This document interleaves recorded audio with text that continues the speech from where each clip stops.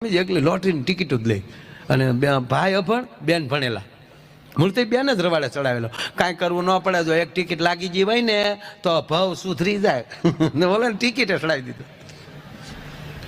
Bumper ઇનામ 3 કરોડ, પહેલું ઇનામ 3 કરોડ અને ટિકિટ લઈ આવ્યું.